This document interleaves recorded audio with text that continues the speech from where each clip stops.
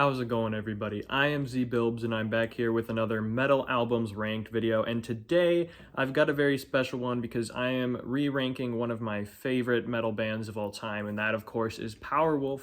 Now that they have come out with their new album Wake Up the Wicked, it's time for me to once again go back through all of their albums and re-rank them from my least favorite to my favorite. Now, I just did this a year ago with Interludium, but they've already got a new album.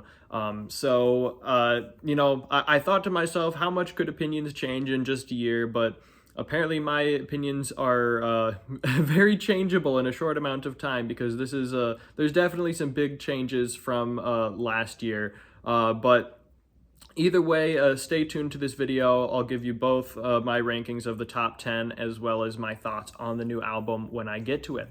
But without further ado, let's just jump into the rankings. At number 10, my least favorite Powerwolf album is Return in Blood Red.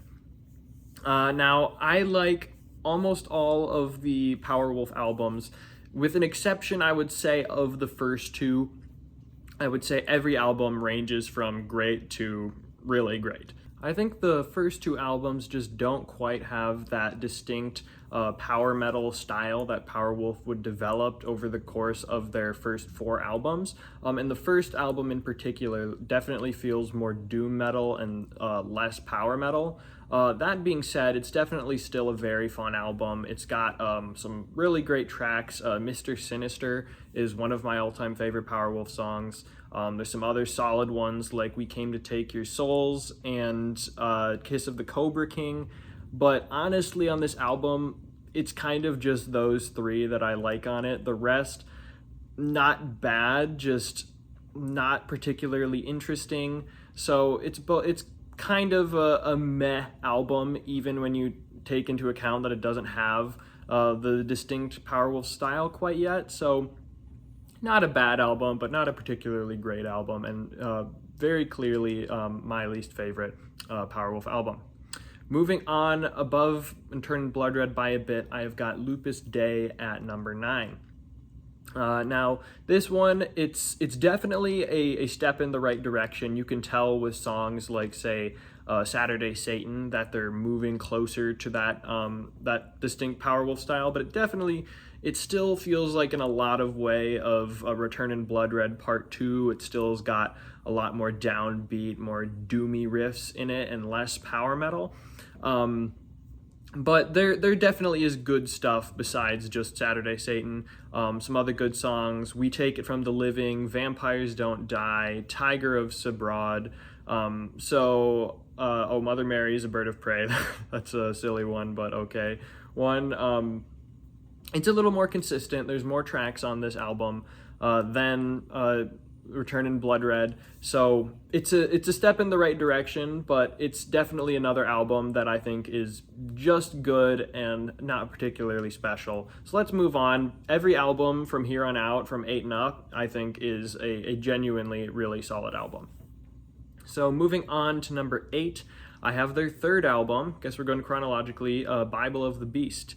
Now, this one used to be, I think, in my top 5, and it has dropped quite a bit.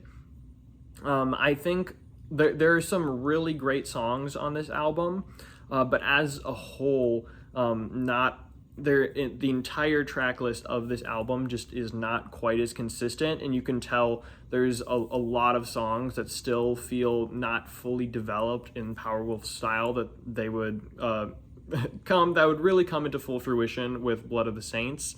But obviously there's definitely some all-time classic songs on here. Resurrection by Erection, it's very silly, it's very blasphemous. As a Christian, I should probably hate that song and a lot of what Powerwolf does, but it's just too fun, so oh well.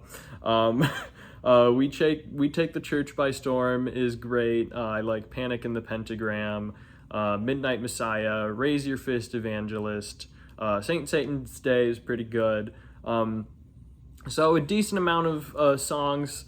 There is a handful of skippable songs, so it's not as consistent as later albums to come. As I said, I think there's a handful that don't have the solid power metal style that is my favorite.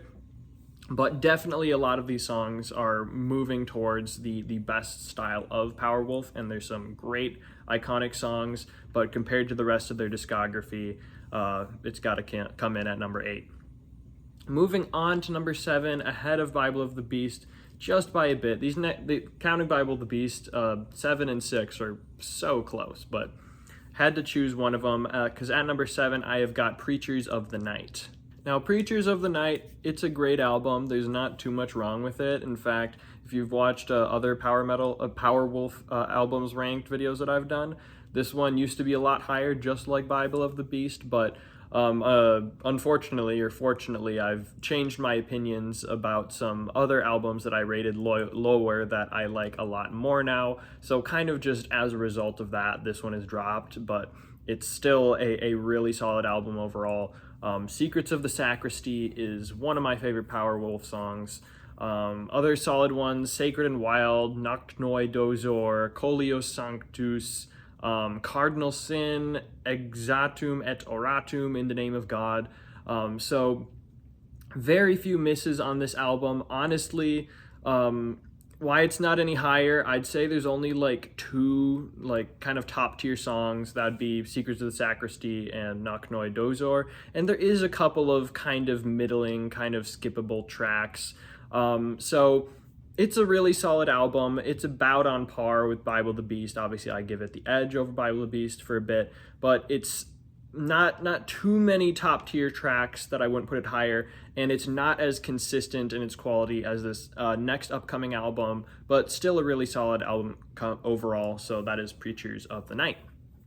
Moving on to number 6, I've got a lot of people's favorite, definitely fan favorite, and that is Blood of the Saints. And I rated this one low for both of the other 2 times that I ranked Powerwolf, and I've finally come around on this one. I'm finally starting to see why everybody likes it so much, and I agree. I think this is a pretty darn good album.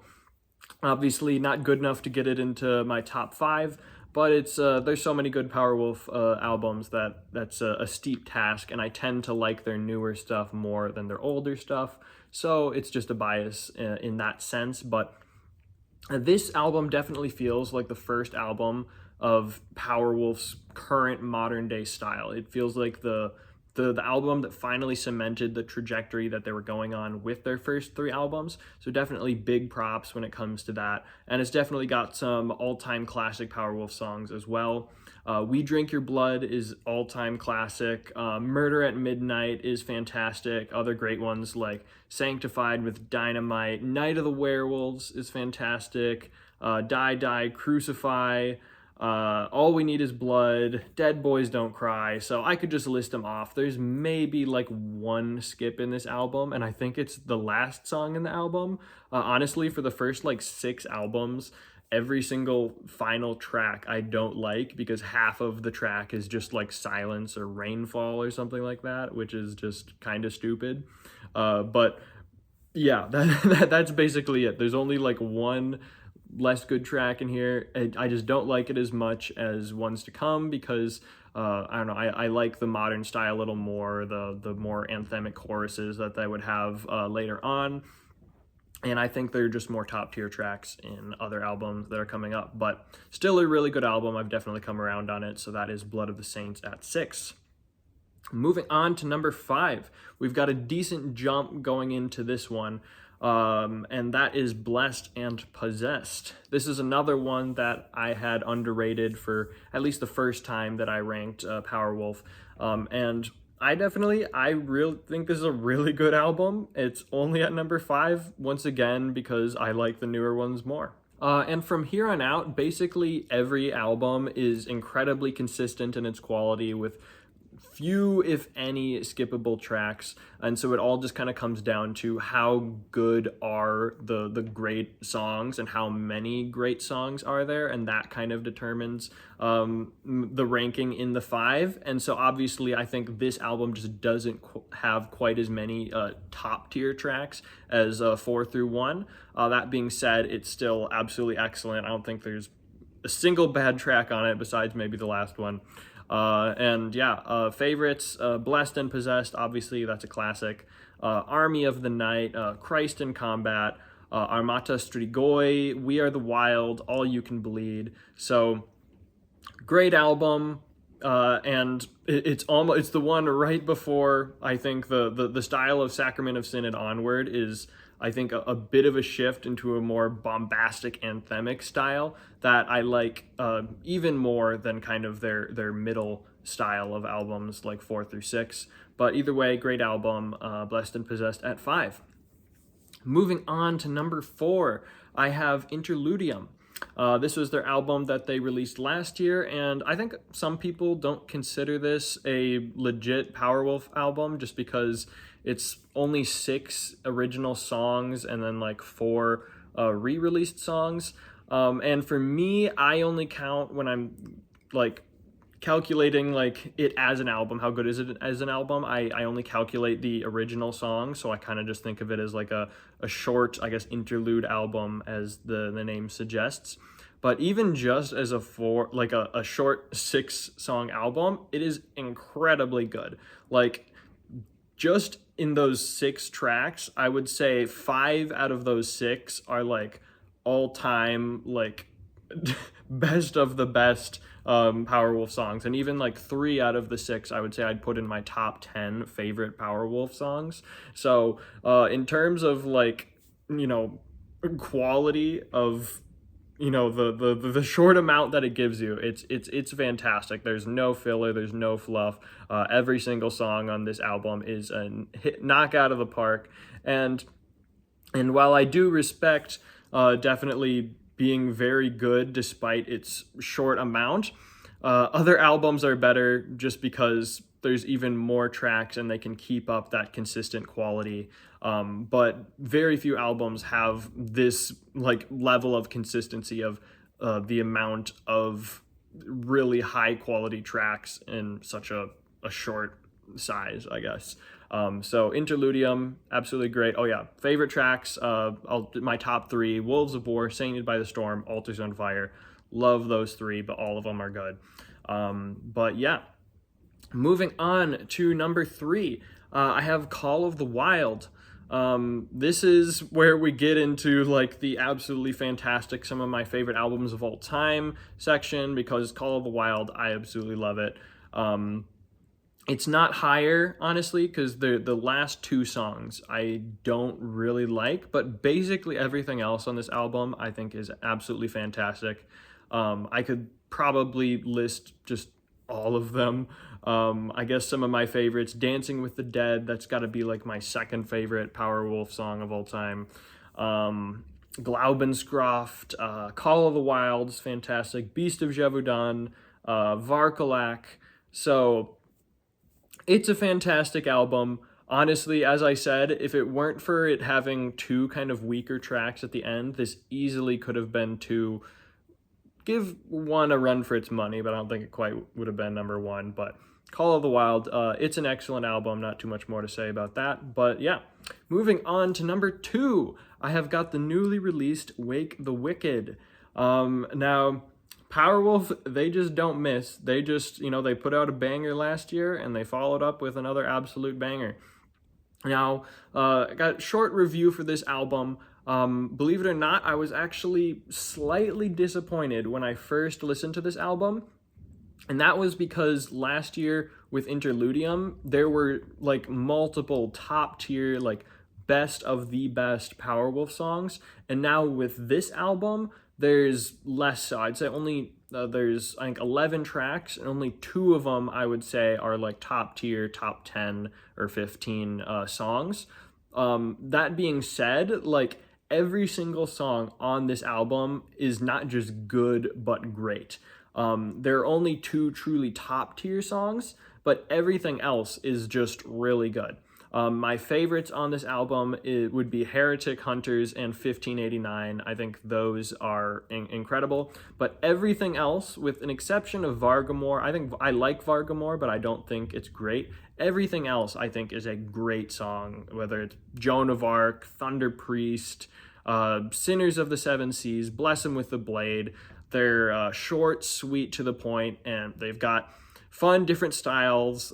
They're distinctly Powerwolf. They're distinctly goofy, but they've got that energy and that anthemicness that makes Powerwolf, and especially their modern style, so good and so appealing to me.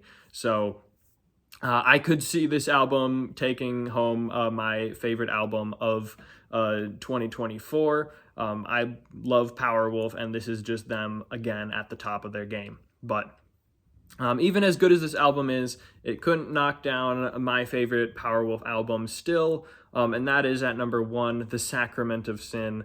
Now, what can be said that I haven't already said about this album? Every single song is good, and probably like 3/4 of this album are like pure top tier, best of the best songs. Incense and Iron, that's probably the best Powerwolf song ever made. Night Side of Siberia, Venom of Venus, Nighttime Rebel, Killers with the Cross, Demons Are a Girl's Best Friend. There is no fluff, no filler on this album. It is absolutely one of my favorite albums of all time. It's probably in my top 3. I think it would take a miracle for Powerwolf to make an album better than this. I think, honestly, at how good they are, I could see it happening. I don't think it will. But for me, this album is just about as good as you can get when it comes to power metal, or at least power metal that I like. And so Sacrament of Sin, that is an easy pick for my favorite Powerwolf album. But hey, let me know in the comments, what did you think of Powerwolf's new album? How would you rank their 10 studio albums? Coming up shortly, I'm going to rank the Dream Evil albums with their new album. I've got some other classic power metal bands coming up, like Stratovarius, Camelot, Orden, Ogan, so stay tuned if you enjoyed these videos to see what's next. But thank you so much for watching, and I will see you later.